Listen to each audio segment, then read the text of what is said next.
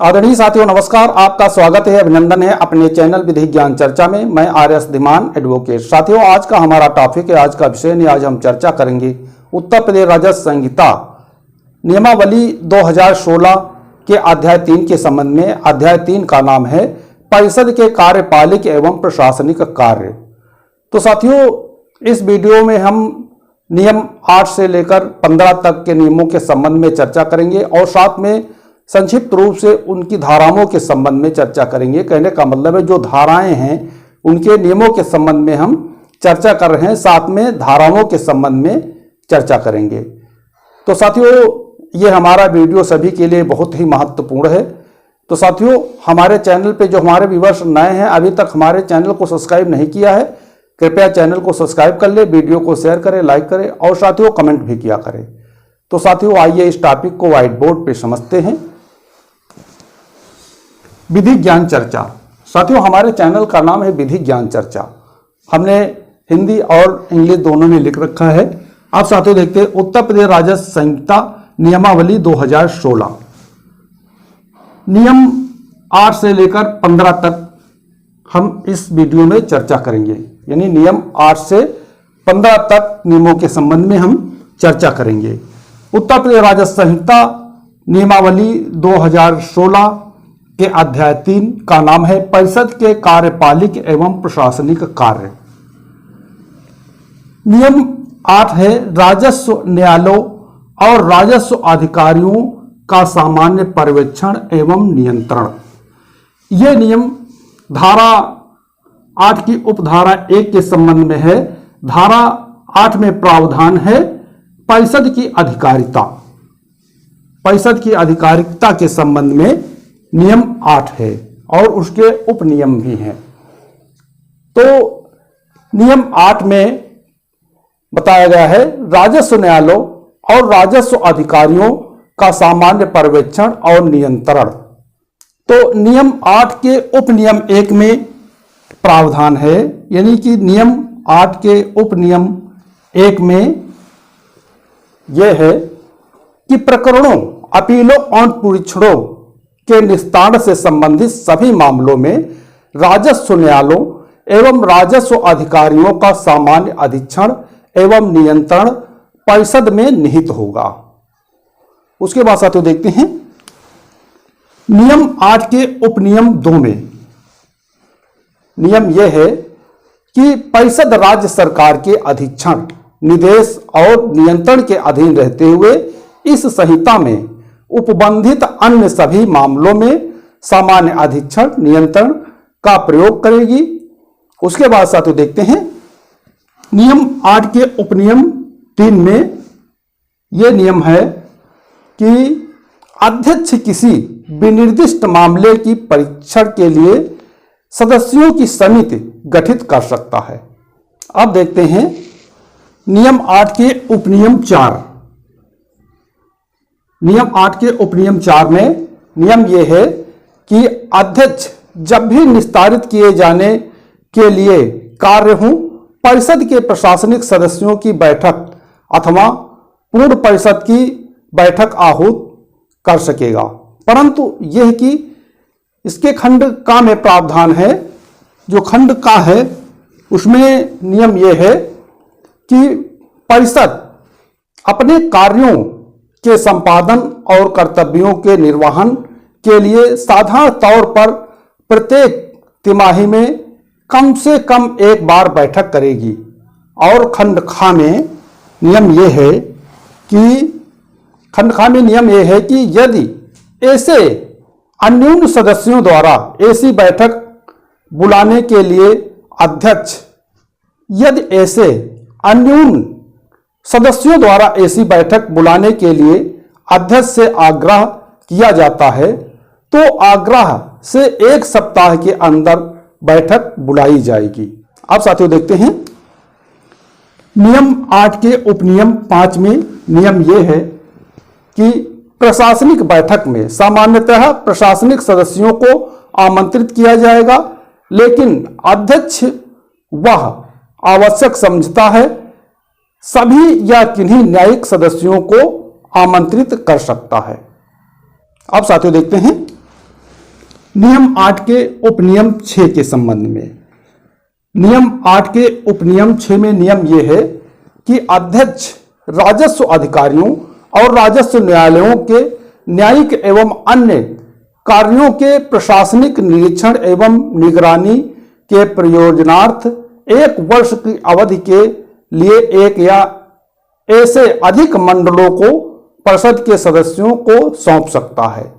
अब साथियों देखते हैं नियम 8 के उपनियम 7 में नियम यह है कि इस नियम के उपनियम 6 में संदर्भित सदस्य वार्षिक निरीक्षणों के लिए अध्यक्ष के परामर्श से निरीक्षण का कार्य करेगा। सदस्य निरीक्षण के दिनांक से 15 दिनों की अवधि के अंदर वार्षिक निरीक्षण की आख्या अध्यक्ष को प्रेषित करेगा। उसके बाद साथियों देखते हैं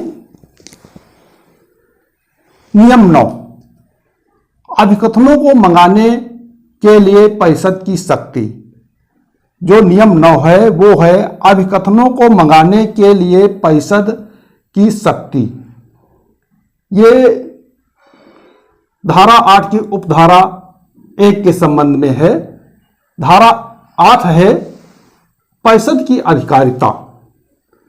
तो नियम 9 अभिकथनों को मंगाने के लिए परिषद की शक्ति के संबंध में है।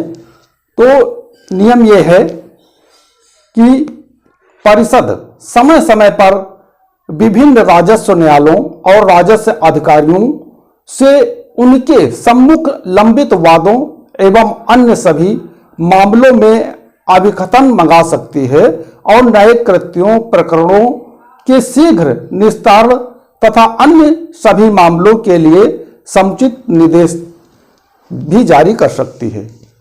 उसके बाद साथियों देखते हैं नियम 10 है। नियम 10 है पीठों का गठन। नियम 10 है पीठों का गठन और नियम 10 धारा 9 के संबंध में है।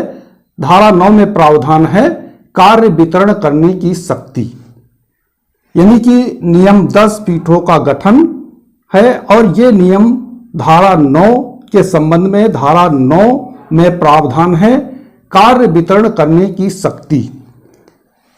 तो नियम 10 के उपनियम 1 में नियम यह है कि सदस्य एकल रूप से अथवा ऐसे खंडपीठों में जो कि समय समय पर गठित की जाएं, बैठ के और ऐसा कार्य करेंगे जो उन्हें अध्यक्ष के आदेश द्वारा अथवा उनके निर्देशों के अनुसार आवंटित किए जाएं। उसके बाद साथियों देखते हैं नियम 10 के उपनियम 2। नियम 10 के उपनियम 2 में नियम यह है कि अध्यक्ष किसी प्रकरण की सुनवाई करने वाली पीठ द्वारा संदर्भित किसी प्रकरण अथवा विधि के किसी विचलित प्रश्न के विनिश्चय के लिए 2 या 2 से अधिक सदस्यों की पीठ गठित कर सकेगा। पश्चातवर्ती दशा में इस प्रकार विचलित प्रश्न पर ऐसी पीठ का विनिश्चय प्रकरण की सुनवाई करने वाली पीठ को वापस भेज दिया जाएगा और वह पीठ ऐसे प्रश्न पर दिए गए उस विनिश्चय का अनुसरण करेगी और प्रकरण के उद्भूत होने वाले अवशेष प्रश्नों यदि कोई हो का विनिश्चय करने के पश्चात उसका निस्तारण करेगी। उसके बाद साथियों देखते हैं नियम 10 के उपनियम 3 में नियम यह कहता है कि यहां पर इसके बाद उपबंधित के सिवाय सभी अपीलों और पुनरीक्षण अथवा पुनर्विलोकन के प्रार्थना पत्रों पर विनिश्चय एकल रूप से बैठने वाले सदस्य द्वारा उसे आवंटित किए गए कार्य के अनुसार किया जाएगा। अब साथियों देखते हैं नियम 11। नियम 11 है सदस्यों एवं राजस्व अधिकारियों को न्यायिक सुविधाएं। धारा 9 के संबंध में है ये नियम। धारा 9 में क्या प्रावधान है? कार्य वितरण करने की शक्ति। नियम 11 सदस्यों एवं राजस्व अधिकारियों को न्यायिक सुविधाएं। तो नियम यह है कि राज्य समय समय पर निर्गत किए गए शासना आदेशों द्वारा उन सदस्यों एवं राजस्व अधिकारियों जिन्हें केवल न्यायिक कार्य आवंटित किया गया है को वेतन के 10% से अनाधिक का न्यायिक भत्ता एवं भिन्न भिन्न शीर्षकों के अंतर्गत अन्य सुविधाएं जैसे वाहन की सुविधाएं, वाहन व्यय की प्रतिपूर्ति, पुस्तकालय व्यय, टेलीफोन मोबाइल के व्ययों और इस प्रकार के अन्य व्ययों की सुविधाएं प्रदान करेगी। आप साथियों देखते हैं नियम 12 पीठ गठित करने के लिए संदर्भ। ये नियम भी धारा 9 के संबंध में है। धारा 9 में क्या प्रावधान है? कार्य वितरण करने की शक्ति। नियम 12 पीठ गठित करने के लिए संदर्भ। यदि किसी कार्रवाई में विधि अथवा प्रथा अथवा प्रक्रिया का कोई जटिल प्रश्न निहित होता है तो एकल पीठासीन सदस्य संस्तुति सहित मामले को बृहद पीठ के समक्ष रखे जाने के लिए अध्यक्ष को संदर्भित कर सकता है। उसके बाद साथियों देखते हैं नियम 13। नियम 13 है पुनर्विलोकन याचिका का निस्तारण। यानी जो नियम 13 है वो है पुनर्विलोकन याचिका का निस्तारण। ये धारा 211 के संबंध में है। 211 धारा में प्रावधान है परिषद की पुनर्विलोकन शक्ति। तो नियम 13 में नियम यह है कि किसी आदेश के पुनर्विलोकन के प्रार्थना पत्र का निस्तारण उस सदस्य अथवा उस पीठ द्वारा किया जाएगा जिसने पुनर्विलोकन किए जाने वाले आदेश को पारित किया था। जहां वह सदस्य अथवा वह पीठ उपलब्ध नहीं है, प्रार्थना पत्र का निस्तारण अध्यक्ष द्वारा नामित सदस्य अथवा गठित पीठ द्वारा किया जाएगा। उसके बाद साथियों देखते हैं नियम 14। नियम 14 है परिषद नियम संग्रह। नियम 14 है परिषद नियम संग्रह। यह धारा 234 के संबंध में है। धारा 34 में प्रावधान है विनियमावली बनाने की शक्ति। नियम 14 परिषद नियम संग्रह। इसमें नियम यह है कि परिषद समय समय पर अपने कार्यों के आंतरिक कार्यों को विनियमित करने के लिए निर्देश जारी कर सकती है और उन्हें परिषद नियम संग्रह के रूप में संकलित किया जा सकता है। उसके बाद साथियों देखते हैं नियम 15। नियम 15 है शस्त्र का अधिरोपण। नियम 15 है शस्त्र का अधिरोपण, जिसमें यह नियम धारा 18 की उपधारा 2 के संबंध में है। धारा 18 है धन, कागज पत्र या अन्य सरकारी संपत्ति की वसूली। तो नियम 15 में शस्त्र का अधिरोपण है, जिसमें नियम यह है कि कलेक्टर संहिता की धारा 18 की उपधारा 2 के अंतर्गत शस्त्र अधिरोपित करने से पहले संबंधित व्यक्ति अथवा राजस्व अधिकारी पर आरसी प्रपत्र 2 के कारण बताओ नोटिस तामील करेगा और उसे सुनवाई का युक्त अवसर देगा। तो साथियों, आज हमने इस वीडियो के माध्यम से समझा उत्तर प्रदेश राजस्व संहिता नियमावली 2016 के अध्याय 3, जिसका नाम है परिषद के कार्यपालिक एवं प्रशासनिक कार्य।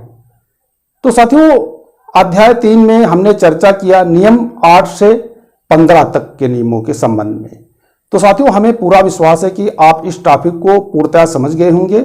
यदि कहीं पे कोई बात समझ में ना आई हो तो आप फोन के द्वारा, व्हाट्सएप के द्वारा, कमेंट के द्वारा जानकारी प्राप्त कर सकते हैं।